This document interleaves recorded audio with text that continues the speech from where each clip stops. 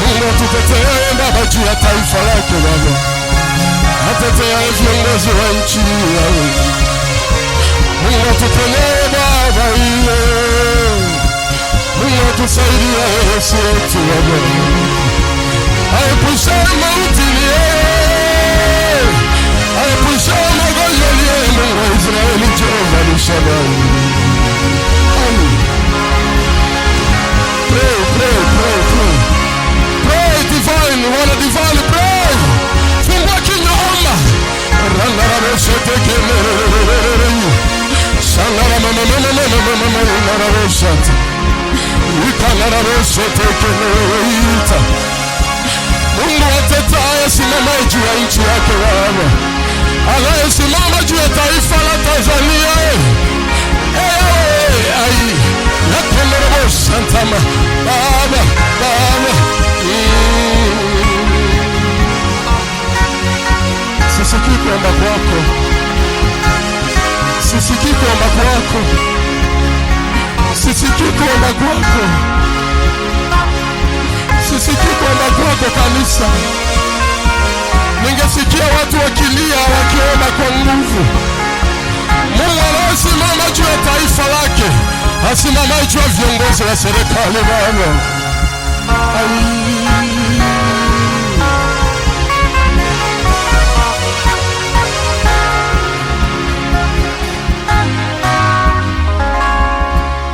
Nitayainua macho yangu nitazame milima, msaada wangu tatoka wapi?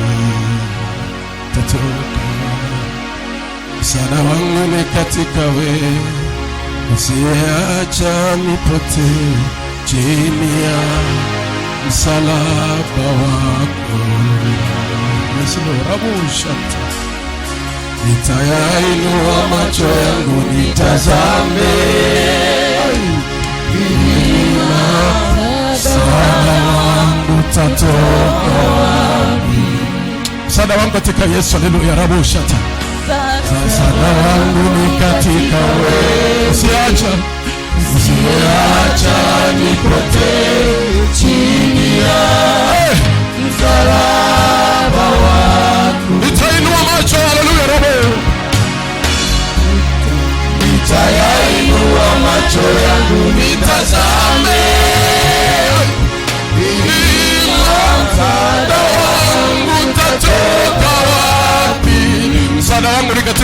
Randorobosha. Msaada wangu ni katika wewe. Usiacha Roho, usiacha nipotee chini ya msalaba wako. Mwimbie tena Bwana, nitainua macho Ramo, nitayainua macho yangu nitazame, msaada wangu utatoka wapi? msaada wangu ni katika Yesu. Linda Ramo, msaada wangu ni katika wewe. usiacha nipotee chini ya msalaba wako. Mwimbie hata hili litaisha. Haleluya. Hata hili litapita Kama yale yalivyopita chini ya msalaba wako. Hata hili litapita kama yale yalivyopita chini ya msalaba wako. Hata hili litapita kama yale yalivyopita chini ya msalaba wako. Hata hili litapita kama yale yalivyopita chini ya msalaba wako. Hata hili litapita kama yale yalivyopita chini ya msalaba wako. Hata hili litapita huzuni na mauti, kama yale yalivyopita chini ya msalaba wako. chini ya uvuli wako najisitiri, mbali na za shida za maisha. Nifunike na pendo lako chini ya msalaba wako. Chini ya uvuli wako najisitiri, mbali na haja shida za maisha. Nifunike na pendo lako chini ya msalaba wako. Kanisa, inua mikono yako juu, fumba macho. Inua mikono juu sana, fumba macho.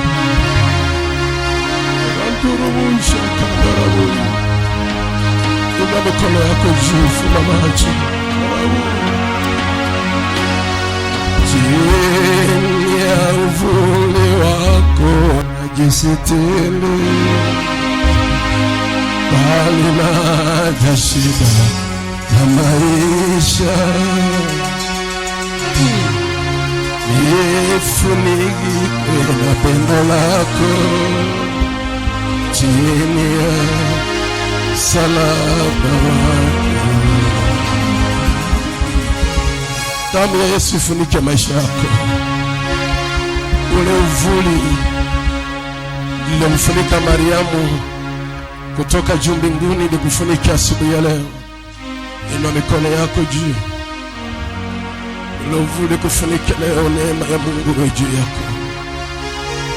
Mungu aliyekutetea na mengi akutetea hata na hili lililoko mbele yako. Hakuna yanayekuja na yakadumu, kila yajayo huwa yanaisha. Chochote ambacho kinaanza kinaisha.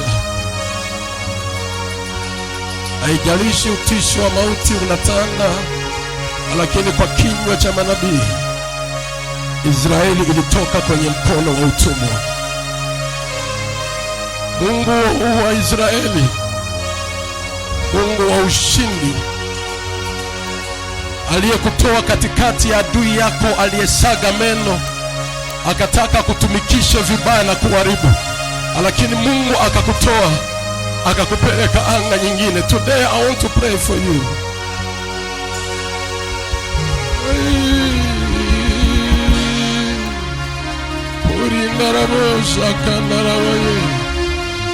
May God help you today. Mungu asaidie maisha yako leo.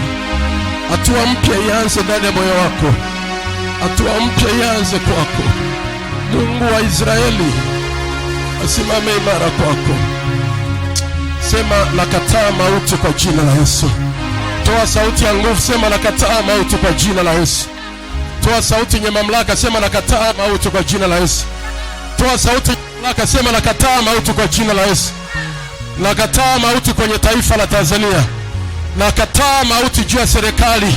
Nakataa mauti kwenye viongozi wa serikali. Nakataa mauti kwa ajili yangu mwenyewe na familia yangu. Toa sauti, sema nakataa. Ina mikono yako juu, fumba macho. Nina dakika 3 ya kukuambia ukatae. Sema nakataa mauti kwa jina la Yesu. Nafunga roho za mauti juu ya taifa la Tanzania. Nafunga roho za mauti juu ya maisha yangu. Nafunga roho. Ina mikono, fumba macho. Fumba macho, ina mikono.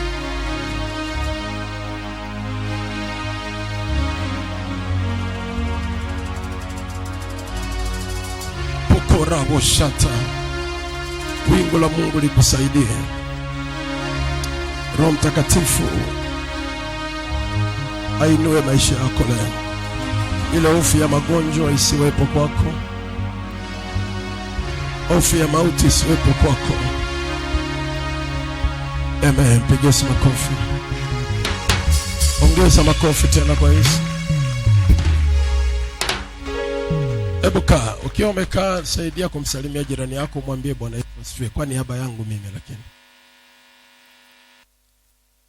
naomba usikae nyuma sana, kaa mbele. Kama mbele kuna viti ambavyo vina watu, kaa mbele na Mungu atakubariki.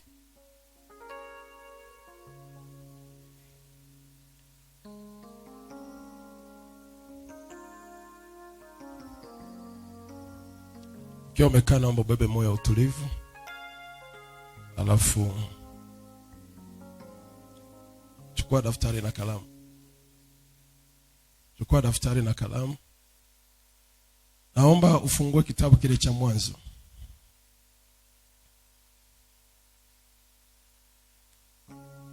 Fungua Biblia Mwanzo.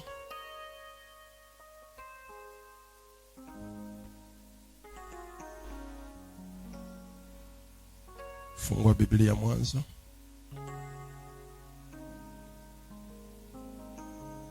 Fungua Biblia Mwanzo ile sura ya 41.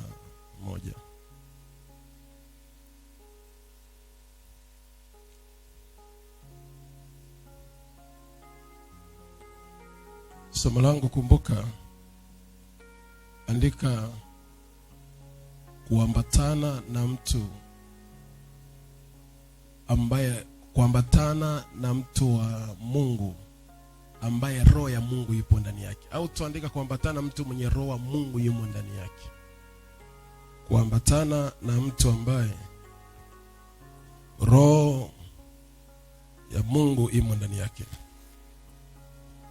Kuambatana na mtu ambaye roho wa Mungu yumo ndani yake.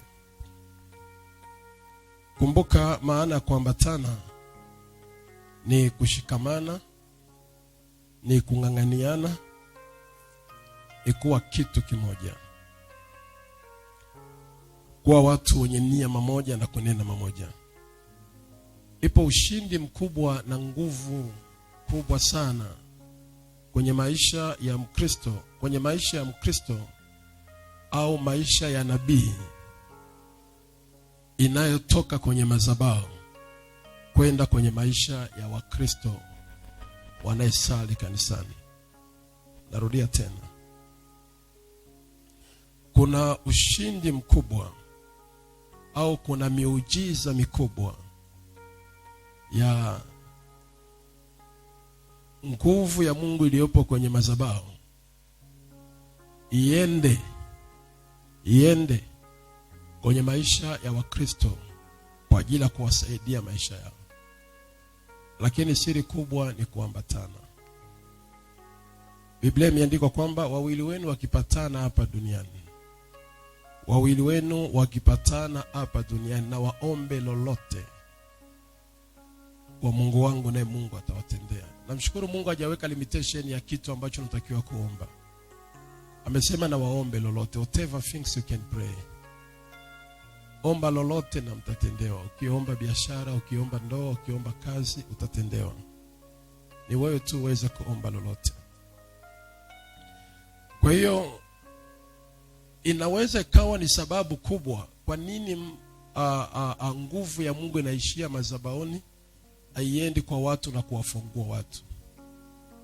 Kwa nini nguvu ya Mungu inaishia kwa mtumishi wa Mungu, haiendi kuwatoa watu kwenye vifungo vyao, haiendi kuwatoa watu kwenye magumu walionayo? Sababu ni moja, ule moyo wa kuambatana kati ya mtumishi wa Mungu na watu na washirika. Je, huu moyo upo? Kwa hiyo naomba utegemee jambo kubwa sana.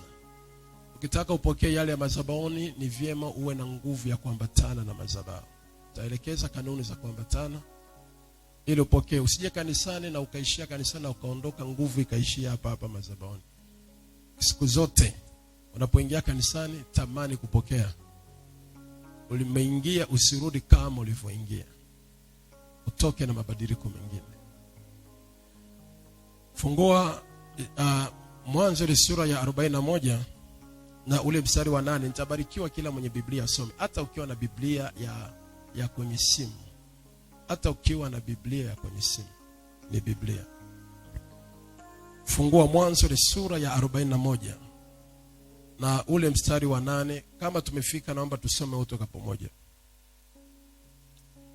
Ubarikiwe wewe ndio umefika, naomba wengine hawajafika. Narudia tena, Mwanzo ile sura ya 41 na ule mstari wa 8. Mwanzo 41 ule mstari wa 8. Tufike kama tumesoma 1 2 3, tuende kwa pamoja. Hata asubuhi roho yake ikafadhaika, akapeleka watu wakaita waganga wote wa Misri na watu wote wenye hekima walioko. Farao akawadisia ndoto yake, wala hakuna aliyeweza kumtafsiria Farao mambo hayo. Turudie tena 1 2 3. Hata asubuhi roho yake ikafadhaika, akawaleta watu kuwaita waganga wote wa Misri na watu wote wenye hekima walioko. Farao akafadhaika, Farao akawadisia ndoto yake, wala hakuna aliyeweza kumfasiria Farao mambo yao. Mstari wa 9. Basi mkuu wa mwenyeshaji akamwambia Farao akisema, na yakumbuka makosa yangu leo. Farao aliwakasirikia watumwa wake, akanitia nifungwe nyumbani mwa mkuu wa askari, mimi na mkuu wa waokaji. Tukaota ndoto usiku mmoja, mimi na yeye, kila mtu kwa tafsiri ya ndoto yake tukaota. 12. Na huyo pamoja nasi palikuwa na kijana Mwebrania, mtumishi wa mkuu wa askari. Tukamwadisia, naye akatutafsiria ndoto zetu, akamfasiria kila mtu kama ilivyokuwa ndoto yake. 13. Ikawa kama vile alivyofasiria, ndivyo ilivyotokea. Mimi nilirudishwa katika kazi yangu, na yeye alitundikwa. Mstari wa 14. Ndipo Farao akapeleka watu, akamwita Yusufu, akamleta upesi kutoka gerezani, akanyoa, akabadili nguo zake na kuingia kwa Farao. Mstari wa 15. Barikiwa sana. Twende tena. wala hakuna awezaye kunifasiria. Nami nimesikia habari zako, ya kwamba usikiapo ndoto waweza kuifasiri. Mstari wa 16. Yusufu akamjibu Farao akisema, si mimi. Mungu atampa Farao majibu ya amani. Farao akamwambia Yusufu, katika ndoto yangu nalikuwa nikisimama ukingo wa nini? Mstari wa 18. Ng'ombe mtone ndiyo. Kisha tazama, ng'ombe 7 wengine wakapanda baada yao, dhaifu wabaya sana. Ndiyo, katika nchi yote ya Misri, ndiyo 20 na ng'ombe waliokonda,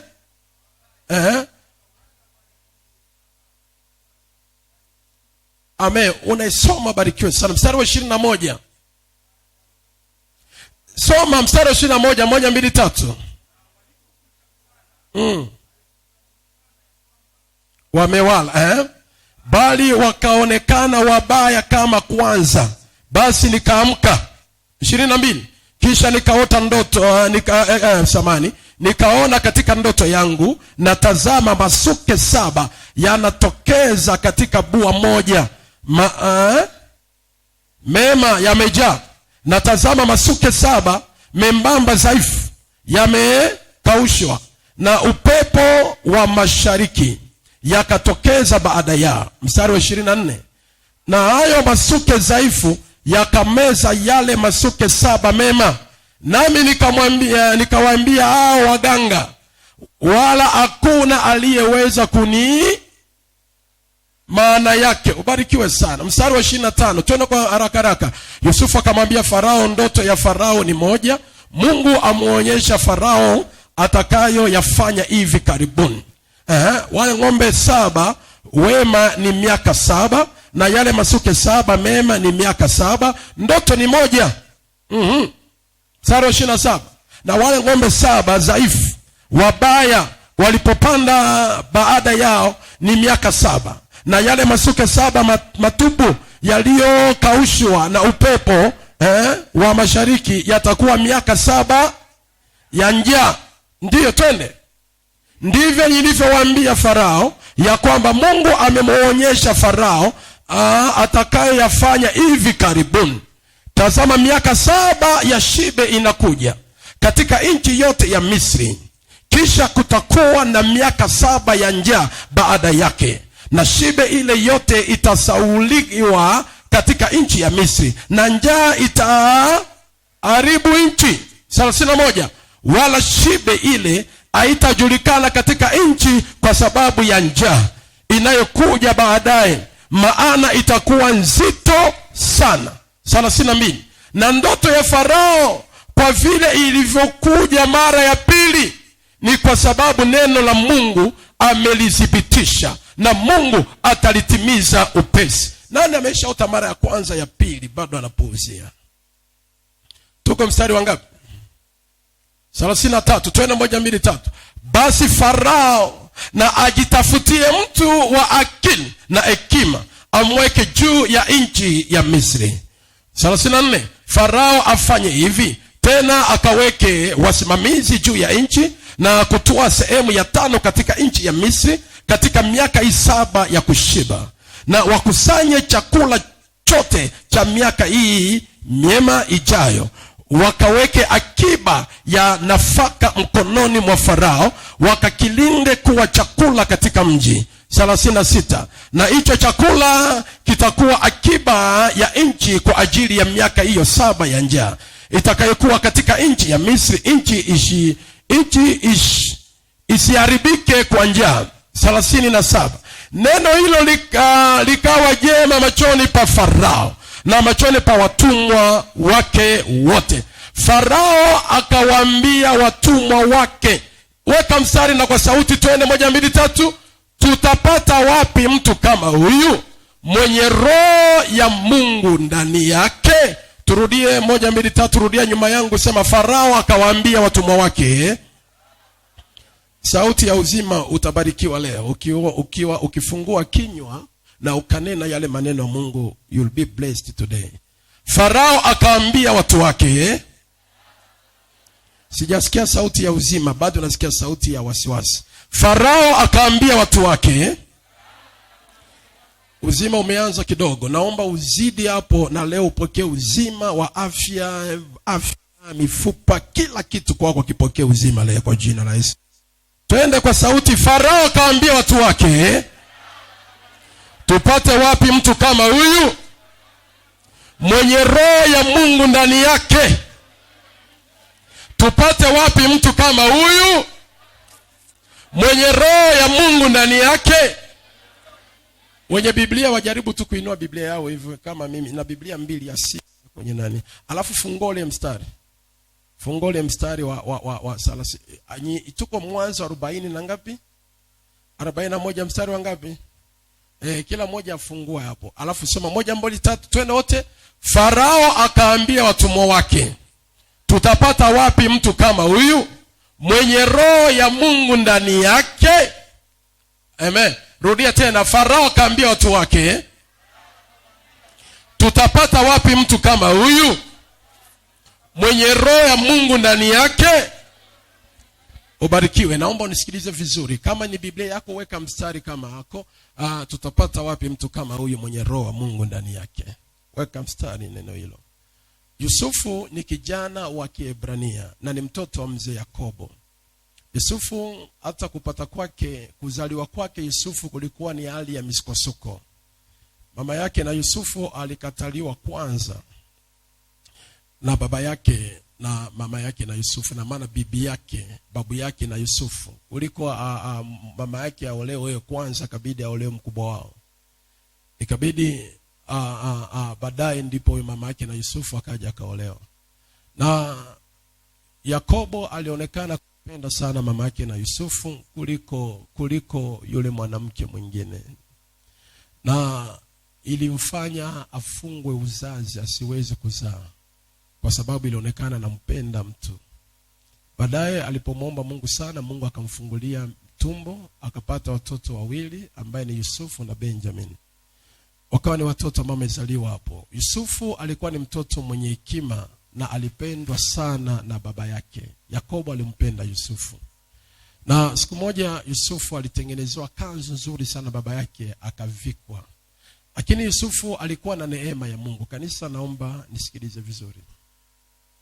Yusufu alikuwa na neema ya Mungu. Yusufu alikuwa ni mtoto ambaye anampendeza Mungu. Roho wa Mungu alikuwa yumo ndani yake. Na kwa sababu roho wa Mungu alikuwa ndani ya Yusufu, alikuwa anamuonesha maono yatakayokuja. Yusufu aliota ndoto 2 ambazo alimtafsiria baba yake, na baba yake alipopata ndoto hizo alijua kwamba huyu mtoto anakoelekea ataenda mahali ambapo ni pa juu.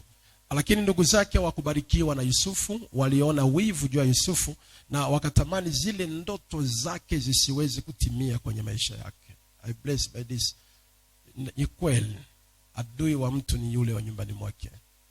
Wana mtu aweza akapenda, akiona unaanza kuleta ndoto ya mafanikio, hawezi kutaka yafanyikiwe. Anatamani yafanyikiwe mbali asiyaone. Kwa hiyo Yusufu katika hali hiyo ndugu zake walimuuza twende haraka. Ikabidi mpaka akawa mfanyakazi au ziboi ndani ya nyumba ya Potifa. Potifa alimwamini Yusufu sana, na akaacha kila kitu kwenye mikono ya Yusufu isipokuwa mke wake tu. Lakini kwa sababu ya kibali ambayo Yusufu alikuwa nayo, alifanya kazi vizuri. Mke wa Potifa akamtamani Yusufu kwa kulala naye. Lakini kwa neema Mungu, Yusufu alikuwa mwaminifu, alilinda roho ya Mungu aliyekuwa ndani yake, hakuweza kufanya kitendo kama hicho. Mwanamke yule akatumia trick ya kwamba alitaka kumbaka. Hatimaye kwa bahati mbaya, bad luck, Yusufu akafungwa gerezani. Nabarikiwa, nataka kanisa unisikilize vizuri. Yusufu hajafungwa kwenye gereza ambaye ni gereza. Yusufu alifungwa kwenye gereza la wafalme. Alifungwa kwenye gereza la wafalme. Mungu akiwa na makusudi ya mtu, si kwamba hautopitia jaribu, lakini kuna majaribu ambayo unayapitia ambayo ni sababu ya Mungu kupeleka mahali. Jaribu kuangalia, kuna magereza mengi katika Misri. Lakini jaribu ya Yusufu akafungwa kwenye gereza la mfalme. Na maana Farao alielewa kuna Mwebrania mmoja alitaka kumbaka, alibaka mke wa akida, na kwa sababu hiyo amefungwa kwenye gereza la ufalme. Kwa maana majira yale hakuna mfungwa anayeweza kuingia kwenye gereza kufungwa pasipo mfalme kuwa na taarifa kwamba ni nani amefungwa kwenye gereza la wafalme. Na ikajulikana kabisa aliyefungwa kwenye gereza la wafalme ni Yusufu. Bahati nzuri ikatokea matatizo kwenye ikulu ya mfalme, wakafungwa wengine ambao ni mwokaji na mwenyeshaji, wakafungwa kwenye gereza lile lile la wafalme. Kwa neema ya Mungu wakaota ndoto. Kwa neema ya Mungu wakaota ndoto. Na walipoota ndoto wakaamka wakiwa na huzuni, hawana furaha. Ndani ya gereza umo hawana furaha, wana huzuni. Lakini moyo, ile roho iliyekuwa ndani ya Yusufu. Na ndio maana natamani watu wapokee nguvu ya roho. Ile roho iliyekuwa ndani ya Yusufu haikutamani kuwaona wafungwa wenzao wamekuwa hawana amani, ijapokuwa wote ni wafungwa, ijapokuwa wote wapo kwenye huzuni. Sikia nikwambie, bila mtu kuwa na roho wa Mungu aweza akasaidia mtu mwingine. Yaani wote ni wafungwa, lakini ule uweza wa roho ya Mungu iliyokuwa ndani ya Yusufu ilibidi afungue moyo, aongee na ndugu zake. Kwa nini leo mnafadhaika? Kwa nini leo hamna amani? Kila mmoja akasema ni ndoto ambayo tumeziota, ni ndoto ambayo nimeota fulani, nimeota ndoto hii ambayo imeninyima furaha, mwingine nimeota ndoto imeninyima furaha. Naanza kuangalia, inawezekana ndoto za mtu zikamfanya mtu aanze kukosa amani ndani ya maisha yake. Kanisa nisikilize vizuri. Tunaona ndoto ilikuwa ni sababu ya mwokaji kukosa amani. Ndoto ilikuwa ni sababu ya mwenyeshaji kukosa amani. Ukweli usiopingika, your dreams, ndoto zako zinakunyima furaha na amani, lakini unaenda tu. Angalia, kuna ndoto unaota usiku, kuna ndoto you have like a vision, kuna ndoto ulionayo kama maono. Unatamani ufanye jambo fulani, unatamani ufike mahali fulani, unatamani utende kitu fulani. Kwa sababu ni maono ambayo ni mzigo iliyopo ndani ya moyo wako, ni kweli inakunyima amani, inakukosesha furaha. Si kila mtu unapomwona anachukia ukafikiria kwamba ameuziwa na mtu. Kuna wengine wanakwazwa na maono waliyobeba. Kuna wengine hawana furaha kwa zile ndoto walizonazo, wanaona kama zinachelewa kutimia.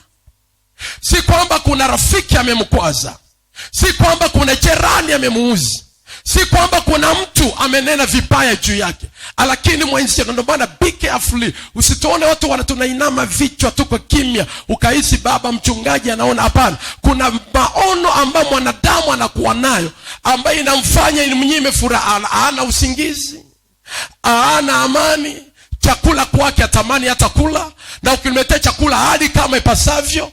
Anatamani anywe maji kwa ajili ya kutuliza koo, maana anawaza asubuhi, mchana na usiku ataitimizaje maono. Na mtu yeyote mwenye vision, mwenye ndoto ambaye hayumpi headache, ila haimnyimi usingizi, hiyo sio ndoto kubwa ya Mungu, ni ndoto ya kawaida. Ndoto yoyote ambayo is a big vision ya kutaka kubadilisha matokeo makubwa juu ya maisha yako, hauwezi ukalala usiku, kichwa kitakuuma asubuhi na mchana. Nisikilize vizuri kanisa. Hali yako haitakuwa nzuri katika hali ya maisha yako, because it's a vision. Kuna namna, kuna makusudi ya Mungu unataka uyatimize. Haitakupa furaha, haitakufurahisha. Wakainama chini, hawana amani. Biblia inaongea vizuri. Yusufu alipowaona akawafuata. Ndugu yangu, kwa nini unafadhaika? Kwa nini hauna amani leo? Akasema kuna ndoto tumeziota zinatunyima amani. Tuhadisie hizo ndoto. Kila mmoja akaanza kuhadisia ndoto yake. Yusufu ni mwaminifu na akatoa ndoto ipasavyo. Unajua kuna namna mimi naweza nikajua ndoto yako ni mbaya kesho kwako, nikaogopa kukuambia. Nikakwambia sio mbaya, lakini najua ni matatizo kwako. Yule ambaye atakatwa kichwa, Yusufu alimwambia vizuri, utakata kichwa baada ya siku 3. Yule ambaye atarudishwa kazini kwa sababu ya kusudi la mpango wa Mungu arudishwe kwa ajili ya Yusufu, alirudishwa kazini. Kanisa nisikilize vizuri, kuna mahali nataka niende na wewe. Alirudishwa kazini. Na aliporudishwa, Yusufu akamwambia, utakapoenda huko usinisahau, unitendee mema. Kanisa, kuwa mtu wa kukumbuka, ijapokuwa ni asili ya mwanadamu kusahau. Unajua mwanadamu ana asili 4. Mwanadamu anaweza kusahau. Mwanadamu kusahau kwake kupo. Alisahau yale ambayo Yusufu alivyomwambia, unitendee mema, unikumbuke, uniseme kwa vizuri. Mtu yeyote akifanya jambo kizuri kwako, huwezi ukamlipa hela. Nisikilize kanisa. You never pay him money, but talk well to him. Talk well to her. Sikio nani ananielewa? Kuna mtu una pesa ya kumlipa, lakini kinywa chako kiwe shuhuda cha kuongea mema juu yake. Unapofika mbele za watu, wewe kuwa sababu. Hata kama kuna jambo lolote lilikukwaza, lakini kuna mema ilifanyika, nena mema kwake. Yusufu anamwambia, usinisahau, nikumbuke. Na yule jamaa akupeleka maji gerezani, na Yusufu ndani kwa sababu ya kumtoa gerezani. Yule jamaa akupeleka chakula, akupeleka mavazi. Lakini siku moja Farao akaota ndoto. Farao anaota ndoto, ndoto yake inakuwa ni ngumu Farao kuitafsiri. Anajiuliza ni nani atakayetafsiri ndoto hii? Lakini kumbuka, siku zote Farao alikuwa ana makuhani wake wenye roho wa shetani ndani yake, ambao ni waganga wa kienyeji. Maisha ya Farao yote alitegemea waganga. Ufalme wa Farao alitegemea waganga. Chochote anachokipata anaongea na waganga. Ikabidi apate tatizo la ndoto. Sikia nikwambie, kuna maono mengine hata ukienda kwa mganga yatafeli, maana si mganga aliyaweka, ni Mungu ndo ameyaweka, na anataka yeye mwenyewe awe sababu ya kufanyikisha. Haleluya. Na ndio maana kwa makini wanaenda kwa waganga wa kienyeji. Kuna mengine hata ukipiga mganga wapi hawezi kufungua, maana ni Mungu ndo ameyafunga, anataka yeye usike. Farao akaita waganga, wakatafsiri ndoto, wakashindwa kutafsiri ndoto. Hata wahadisia wakashindwa kutafsiri. Ikamuhuzunisha Farao, ikamnyima amani, hana furaha. Nani atampa suluhisho? Anahitaji ndoto aliyoiota ajue maana yake ni nini, sababu yake ni nini. Na kuombea leo, Mungu akusaidie. Maono yoyote ambayo inakunyima ufumbuzi, utafanyaje ufungue duka, utafanyaje biashara isonge mbele, utafanyaje kazi iinuke, utafanyaje usafiri, utafanyaje ujenge. Naomba siku ya leo Roho Mungu aliyopo kwenye madhabahu akupe ufumbuzi wa kila ndoto ulionayo kwa jina la Yesu Kristo wa Nazareti. Wanasema amen, waipokee kwa jina la Yesu. Wanasema amen, ufumbuzi tokee kwao kwa jina la Yesu.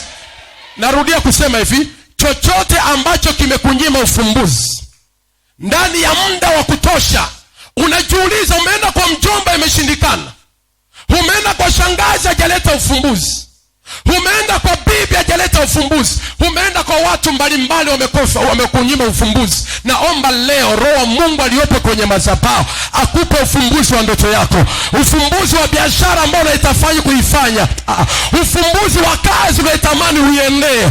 I want to pray for you today, kabla mwezi haujaisha. Bwana akupe nuru ya kukufungulia. Utafanya kazi kwa njia gani? Biashara itainuka kwa njia gani?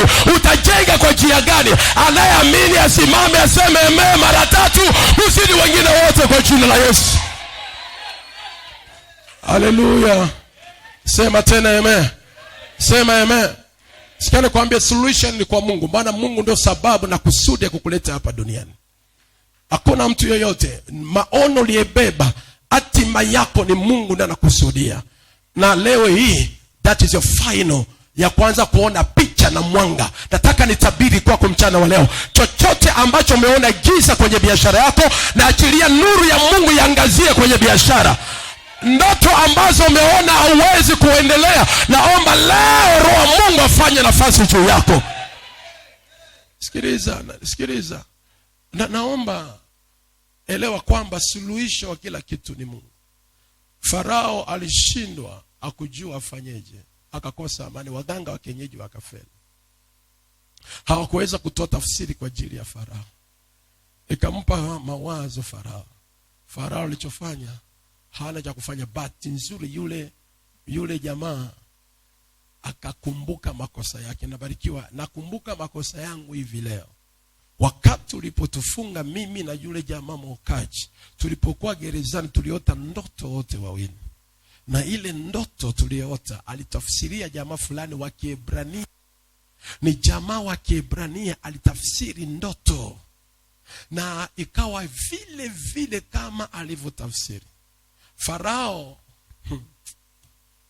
Farao akusubiria kuuliza maswali. Kumbuka naambiwa ni kijana wa Kiebrania. Kuna waganga wa Kimisri wameshinda kutafsiri, lakini anatafuta suluhisho. Hakutaka kujua kwanza ni kijana wa Kiebrania. Namba 2, alikuwepo gerezani kwa sababu ya kubaka. Hakutaka kujua sababu ya kubaka. Sikia nikwambie, kuna watu wataongea maneno 1000 mabaya juu yako, lakini yule aliyebeba kusudi juu ya maisha yako hata yajali, hata yasikia, hatafanya yamrudishe nyuma. Atasema hivyo hivyo na mabaya yake nitakuwa naye. Usiwe unaumia kwamba ameniacha kwa sababu wanasema hivi. Hapana, yule hakuwa wako. Aliye wako utanuna, utaenda naye. Utachukia, utakuwa naye. Utasema mimi simtaki, wewe utaenda naye. Maana aliyekuunganisha sio wewe, ni Mungu Jehova. Unachukia, kuna mtu unataka kumwacha, ngeukie mwenzio, mwangalie sura yake. Unataka kumkimbia mtu, utaenda naye hivyo hivyo. Simshike mkono, mwambie utaenda naye hivyo hivyo. Huyo ni wako. Hata kama unasikia mabaya yake. Tumesikia hivi, huyo sababu ni Mungu, utaenda naye. Na wa hivyo amwachanagi mpaka mauti. Hata kama ukininunia itakuwa hivyo. Haleluya. Ubarikiwe uliyepigia Yesu makofi. Itembee kwako leo kwa jina la Yesu. Haleluya. Farao akujali kusikia kwamba huyu alitaka kubaka, alibaka mke wa akida. Akujali hayo, anataka suluhisho. Wakamuita Yusufu. Bahati nzuri Yusufu mfungwa, manywele mengi, lakini siku yake ikafika, akapelekwa saluni, baba shop nzuri. Akaingia, akanyoa vizuri, baadaye akavalishwa mavazi, akaingia mbele ya Farao. Farao akamhadisia ndoto. Yusufu ana roho kweli wa Mungu. Akamwambia Farao, ni desturi ya maisha ya mwanadamu. Sikia nikwambie, ndoto ya Yusufu haikuwa ya Yusufu. Nataka unisikilize leo. Ndoto ya Yusufu ni desturi ya maisha ya mwanadamu yoyote anaishi hapa chini ya jua. Mungu alitaka aongee na Farao kupitia Farao ili Yusufu tu atoke gerezani, lakini anamwambia desturi ya maisha ya mwanadamu yoyote. Anamwambia Yusufu, anamwambia Farao, ndoto yako ni moja, miaka 7 ya shibe na miaka 7 ya njaa itakuja kwenye nchi yako. Kuna miaka ya kushiba, utafurahi, utapendwa, kila kitu kitakuwa vizuri. Kuna miaka 7 ya njaa, hata ile shibe utaisahau. Yusufu akashangaa, Misri akashangaa, jamani, kweli ndivyo ilivyo?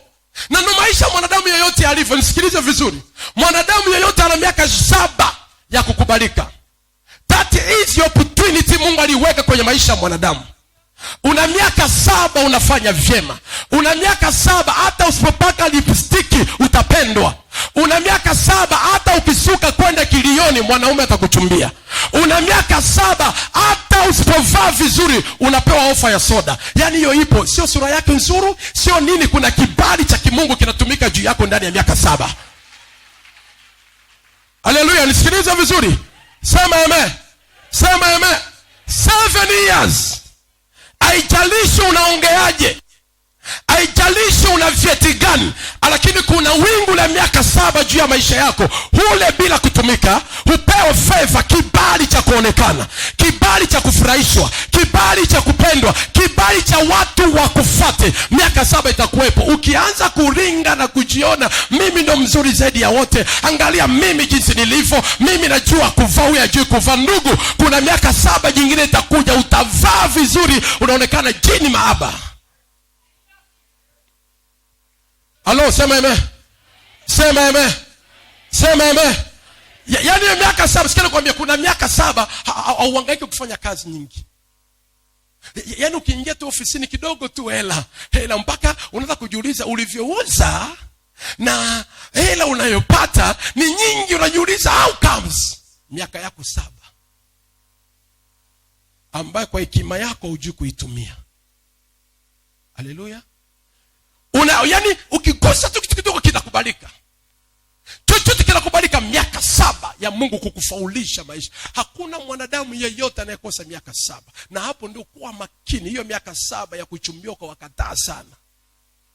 Miaka 7 kuambiwa na kupenda sikutaki, ona lisura. Mungu wangu. Hiyo miaka nyingine itakuja 7 mpaka utajipendekeza kwao, watakudharau.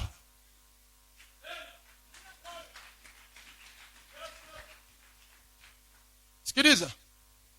Know how to do the opportunity. Elewa kujua nafasi ya miaka 7 kwenye maisha yako. Nani ana miaka 7 ya shibe leo? Sijui. Na nani ana miaka 7 ya njaa? Ielewe kwenye maisha yako. Miaka 7 ya kila mtu. Kila mtu. Tunataka fulani. Usijaribu kuangalia kwenye kioo ukasema sura yangu nzuri ndio inanifanya nifatwe. Ndugu, miaka 7 ikifika ya njaa, hiyo sura yako nzuri utapaka malipstiki mpaka yanaenda kama ndo kona nyingine ya wapi. Kubaliki. Miaka 7 ya njaa imefika. Sema amen. Hivyo nakataa. Kuna watu hapo ukipaka lotion 30,000 nakataa. Miaka 7 ya kuchakaa. Na mpaka unabadilisha, unaenda kwenye wapi, unaongea, ukisuka sasa nywele ndio unaonekana kituko. Miaka 7 ya kukataliwa. Mambo ya endi. Nataka ujitie nguvu ukiwa kwenye miaka 7 ya njaa kwenye maisha yako. Usiona lazimisha mambo. Ikiwa ni miaka 7 ya njaa, tena usiongee, usijitetee. Mtu akiwa kwenye miaka 7 ya kila moja sikia kwamba hii ipo hata ndani ya ndoa. Na ndio maana wanandoa wengi hawaelewagi. Hamjuaje kuna miaka 7 utajipendekeza kwa mume wako mpaka unashangaa. Yaani kila wakati anakufungua ndio unajipendekeza, unamtaka, unafanyaje, unataka mtoe ofa na mwanaume anaringa. Kuna miaka 7 inabadilikaga, yeye ndio anataka kukufuata. Kama ujue hivyo naomba ujue leo. Mimi si nimeoa, kwani mimi sijaoa? Sina mke na watoto. Kuna miaka 7 mama mtoto namuona mzuri sana. Kuna miaka 7 yeye ndio ananifuata. Sasa hiyo yeye ni miaka 7 inaenda hata miezi. Kuna mwezi unaona kabisa akivaa unamuonea wivu, naenda wapi? Na ili papo na umuulizaje ki unaenda wapi? Maana yani kuna miaka 7 na waka tu.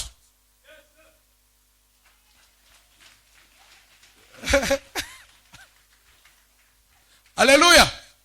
Sasa na yeye naye akiwa mjinga kiburi naenda kwetu.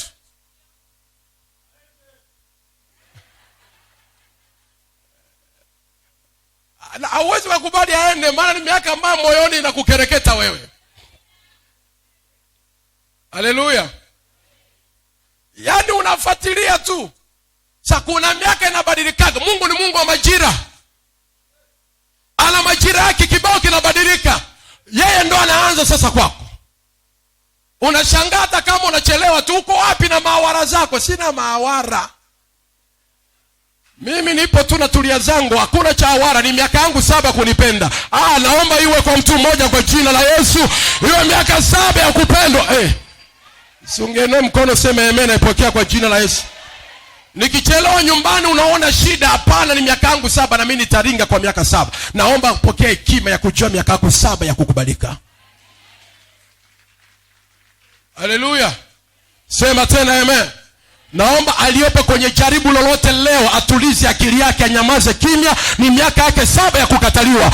Inakuja miaka 7 aliyekuchukia hata kufuata tena kwa jina la Yesu. Yusufu akamwambia ni ndoto moja, miaka 7 ya njaa na miaka 7 ya shibe. Mfalme, jitahidi utafuta watu wenye hekima waweke akiba. Anaongea vizuri na hao watu. Jitahidi pia katika Misri watoe fungo la 5. Fungo la 5. Muulize kwenye miaka yako 7 ya shibe unatoaga fungo la 5?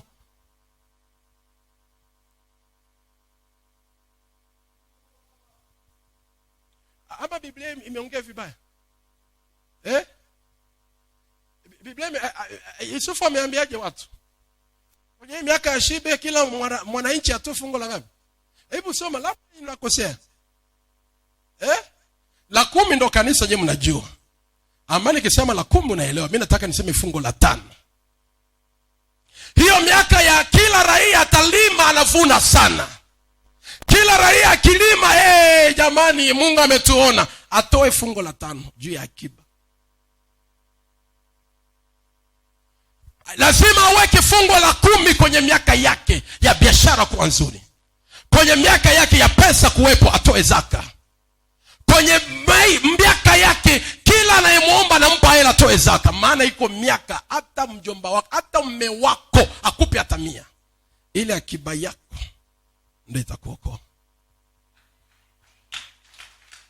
Muulize mwenzio, kwenye miaka yako ya shibe una akiba ngapi uliweka? Na ndio maana leo una miaka ya njaa mpaka unadunia watu, jamani nikimwomba kakangu anipagi hela. Kwenye miaka ya shibe ukuwekeza. Jamani naombaga yeye namuomba mpaka nambembeleza anipagi hela. Kwenye miaka yako ya shibe hakuna akiba mbinguni. Ampaye mtu, sikia nikwambie, mtu akupe hela kwa sababu ni mjomba. Mtu akupe hela kwa sababu ni baba mdogo. Akupe hela kwa sababu ni mume. Anakupa hela kwa sababu Mungu amegusa moyo wake akupe. Sasa Mungu asipogusa moyo wake akupi, hata kama ni baba yako. Lakini ile akiba yako ya fungo la 10, Mungu atagusa moyo wake, anastahili kupewa, ana akiba mbinguni. Maana fedha na dhahabu ni mali ya Bwana. Naongea na nani ananielewa? Haleluya. Anagusa moyo, mtendee. Atoe, mpe, ana akiba ya kutosha. Farao aliposikia maneno hayo akasema, hii maneno ni mazuri na yana nguvu, yana baraka. Tumpate wapi mwenye hekima na mwenye akili? Farao akaambia watu wake, sikilizeni, wote hapo umeshinda kutafsiri ndoto, lakini huyu jamaa amefaulu kutafsiri ndoto. Tumpate wapi mtu mwenye roho ya Mungu ndani yake? Tumpate wapi mtu mwenye roho ya Mungu yenye hekima na maarifa ndani yake? I say, huyu jamaa, sikiliza, Yusufu akaambiwa, haijalishi wewe ni Mwebrania, haijalishi wewe ulitaka kubaka, natamani nijue ile roho aliyekaa ndani yako amekuwa sababu ya kuleta fumbo niliyokuwa nayo. Akaambia Yusufu, sikiliza, katika nchi ya Misri yote nakupa wewe kuwa waziri wa mambo ya ndani. Kusanya chakula chote kwa amri yako, mtu yeyote asifanye chochote. Utatii amri yangu mimi mfalme peke yake. Lakini wengine wote wako chini ya mamlaka yako. Hakuna atakayeenda mahali bila wewe kuongea. Hakuna atakayefanya kitu bila wewe kuongea. Kwa sababu ya roho iliyomo ndani yako, nastahili kukaa na wewe karibu. Nastahili niambatane na wewe, nikusogeze kwenye ufalme wangu ili unisaidie hatua ya kwenda. Kanisa nisikilize vizuri. Farao ni rais wa nchi. Farao ana magari ya vita. Farao ana jeshi. Farao ana bunduki. Farao ana silaha. Farao ana kila kitu kwenye maisha yake. Lakini mambo yanakataa kwenda kwa sababu anakosa nyuma mtu ambaye atakuwa sababu ya kumtatulia tatizo. Maisha yote ya Farao alikuwa na madhabahu ya waganga wa kienyeji. Akipatwa shida anawaita waganga. Nini tafsiri ya maana ya mganga? Mganga ni mtu ambaye roho wa shetani anayeketi kuzimu yupo ndani ya mganga wa kienyeji, ama mganga wa kiume ama mwanamke. Na yule mganga anaweka kilinge, anaweka madhabahu mahali ili watu wamfuate na wamtegemee awatatulie matatizo yao. Kwa nini mganga wa kienyeji ana nguvu ya kutatua matatizo ya watu? Ni kwa sababu ndani ya mganga wa kienyeji kuna roho wa shetani anayefanya kazi ndani yake. Na yule roho wa shetani anakuwa ni sababu ya kumfanya mganga aweke madhabahu, watu wamfuate, watatue matatizo yake. Farao na ufalme wake, Farao na utajiri wake, Farao na uweza wake, nyuma yake kulikuwa na madhabahu. Alitambua Farao. Alijua ya kwamba siwezi kuwa kwenye topu ya ufalme, siwezi kusimama imara kufaulisha mambo matakio niyafanye bila kuwa na madhabahu nyuma. Na akajua nani anayejenga madhabahu. Anayejenga madhabahu ni mtu yule mwenye roho ama ya Mungu ama ya shetani ndani yake. Na yule mtu ndiye natakiwa niwaweke kwenye ufalme wangu, niambatane nao ili napokuwa na shida yoyote ni wahitaji ili wanitatulie shida. Kwenye maisha ya Farao alikuwa na waganga. Ilipofika majira, Mungu mwenyewe anamletea Farao ndoto, waganga wakafeli. Anamletea Farao maono, waganga wakafeli. Farao akaanza kuhitaji utatuzi wa madhabahu ya pili, mwenye mtu ambaye ndani yake kuna roho wa Mungu. Alipoona Yusufu anatafsiri ndoto, Farao akajua huyu bila shaka kuweza kutafsiri ndoto ni kwa sababu ndani yake kuna roho wa Mungu. Na ili nishinde ufalme, sitakiwi kuangalia ya kwamba mimi ni Farao, nina wananchi, nina waganga, hapa ni nchi yangu. Hapana, hili ni faulu. Ni nani ambaye nitambatana naye awe wa karibu na mimi kuliko wengine? Akajua mwenye roho wa Mungu. Hekima ya Farao haikuwa hekima ya kawaida. Akajua mwenye roho wa Mungu awe waziri mkuu wangu, ndio wengine wafate. Maana ufumbuzi ambao tunakosa maswali, huyu mwenye roho wa Mungu ataifumbua kiroho. Mwenye roho wa Mungu ataleta maswali. Lazima nimsogeze karibu mtu mwenye roho ya Mungu ndani yake, awe waziri mkuu wa mambo ya ndani. Haijalishi hajasoma, amesoma, mimi najua ndani yake kuna roho ya Mungu ndani yake.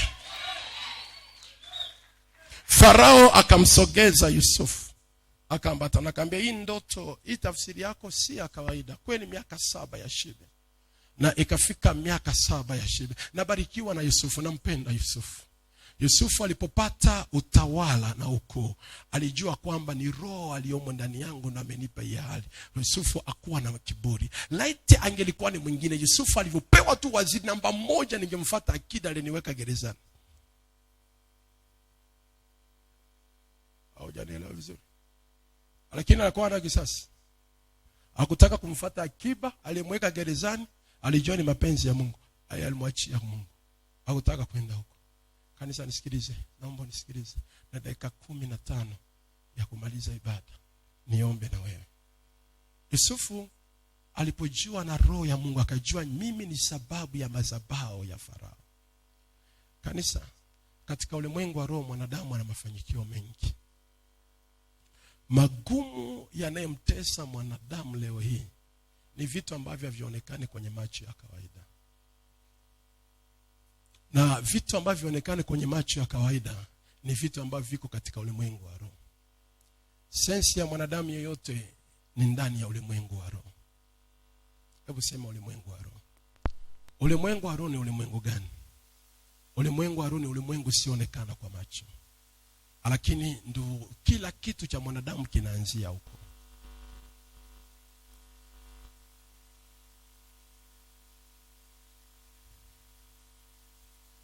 Ukiona mambo yanakataa sana kwako, ukiona mambo yanakuharibikia sana, hayajaanza hapo umeyaona, yameanza katika ulimwengu wa roho. Biblia imeandikwa, nami nitawabariki akiba ya gizani. Kuna akiba ya gizani. Hiyo hazina ya gizani ni hazina gani? Ni hazina mwanadamu ambaye haoni, anakuwa anaiona kwa namna kuu 3. Nitaongea mbili. Namna ya kwanza, hazina yako ya gizani unaiona kwa njia ya ndoto. Ukilala unaota ndoto kabisa, una magari, una mafanikio, lakini ukiamka wewe ni maskini wa kawaida. Akiba yako ya gizani Mungu anakuonesha. Akiba ya gizani, ukilala unaota ndoto kabisa nyingi sana. Unaona huko mahali ambapo ni mahali pazuri sana. Lakini ukiamka asubuhi, ile akiba ya gizani haina chochote. Akiba ya gizani ya pili ambayo mwanadamu alionayo ni nia ya moyo. Sema nia ya moyo. Moyo inabeba nia. Kuna watu hapa unakuwa na nia ya kutamani kugombea hata ubunge, lakini kwa mazingira ya maisha yako ulionayo haufai kwa mbunge, ila kwa sababu ni asili ambayo Mungu amekuweka, ndio maana moyo wako unakusemesha kwa mtu fulani. Kuna watu mko hapa haujajikubali jinsi unavyoishi, unajiona tu ni mtu wa kufanikiwa, unajiona wewe ni mtu mkubwa, kuna nia moyoni. Kuna watu wanatamani hata kutumika, wao watumishi wa Mungu.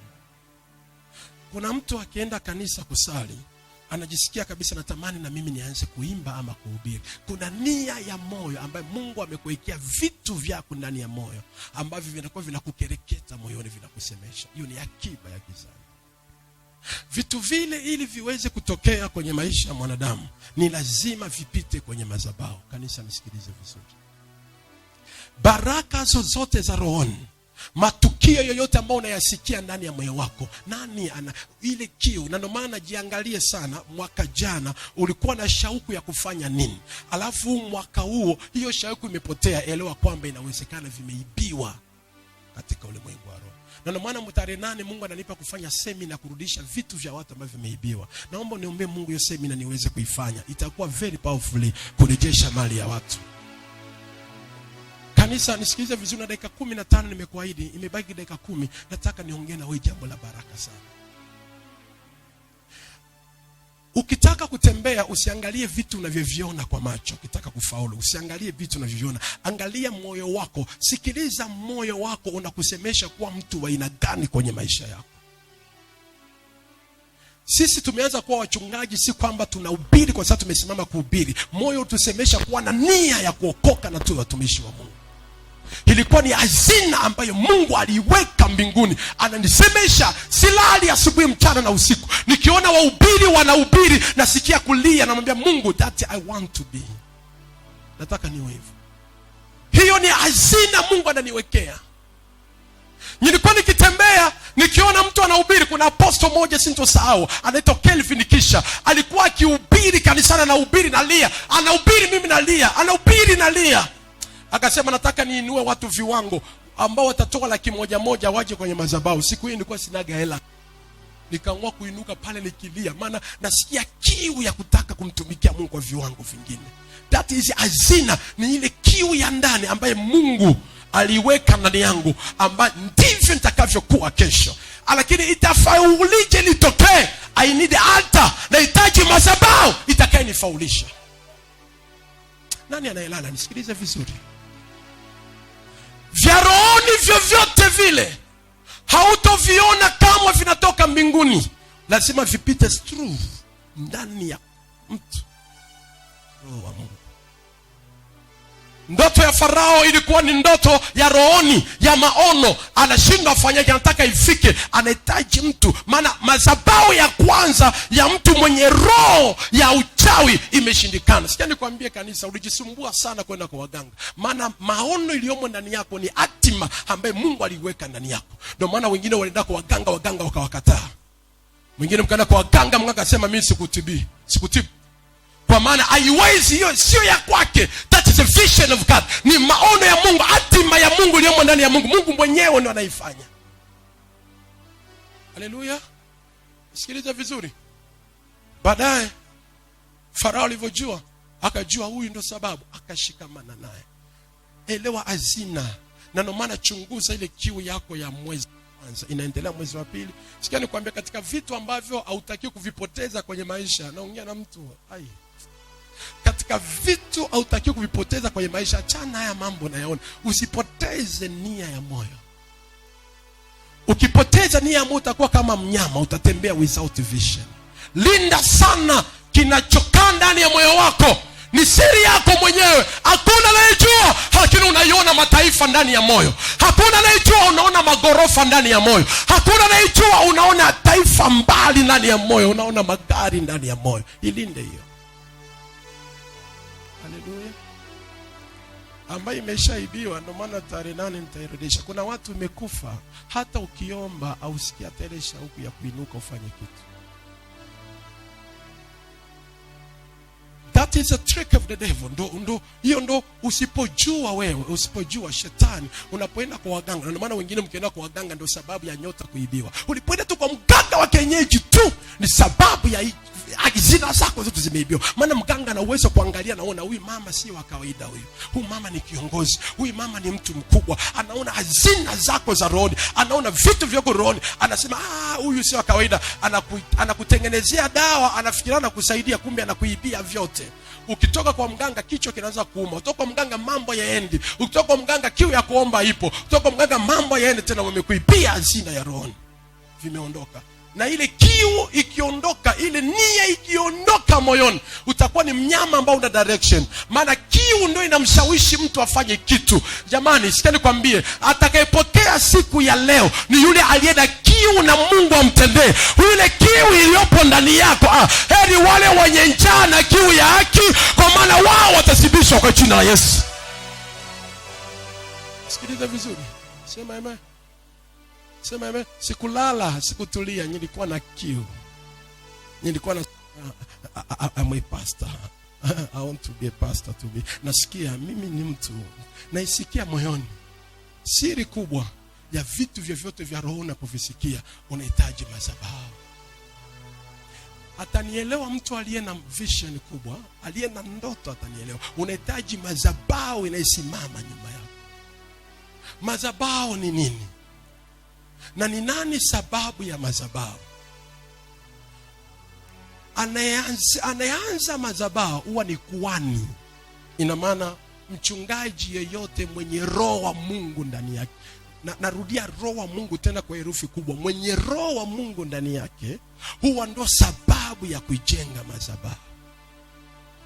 Baada ya Mungu kuiweka roho yake ndani yangu ya mimi kutimiza makusudi yake ya uchungaji, Mungu akanipa nguvu ya kujenga madhabahu hii. Na aliponipa nguvu ya kujenga hii madhabahu, ni kimbilio kwa watu watakayekuja na shida zao waweze kufunguliwa. Kwa maana yuko kuhani ambaye amejenga madhabahu kwa direction ya Mungu aliyomo ndani yake. Sikilize. Kufeli kwa maisha yako ni kwa sababu nyuma yako hauna madhabahu. Na kwa sababu nyuma yako hauna madhabahu, ndio maana unafeli mambo, lakini wewe ni mtu mkubwa. Farao na ufarao wake na utajiri wake na ufalme wake alitambua ili ni faulu haya nahitaji madhabahu. Maana madhabahu ya kwanza ya shetani imeshindwa, nahitaji madhabahu ya mtu mwenye roho wa Mungu ndani yake. Akajua huyu ndo madhabahu nahitaji niambatane na yeye. Kanisa. Sababu kubwa ya Sauli kushindwa ufalme, ijapokuwa Mungu akumnyang'anya Sauli ufalme, Mungu akumnyang'anya Sauli viti vya ufalme, magari ya ufalme, mavazi ya ufalme, Mungu alitoa roho iliyokuwa ndani ya Sauli ikamtoka. Sauli akawa na biashara lakini haimletee faida, akawa na ufalme lakini ufalme hakuweza kupigana na Goliathi. Ana ufalme, ni mfalme kweli, lakini ufalme wake hauna nguvu ya kwenda kupambana Goliathi, maana ni roho ya madhabahu nyuma yake haipo. Akadisconnect tena, bahati mbaya akadisconnect connection na nabii wa Bwana Samuel ambaye ndo madhabahu ilimuingiza kwenye ufalme. Akadisconnect, Sauli akaharibikiwa. Goliathi alitukana Israeli siku ya kwanza, pili mpaka 40. Hakuna anainuka, hakuna anayeongea, maana hawana madhabahu inayosimama juu yao. Lakini Goliathi alikuwa na madhabahu ya miungu ya kwao.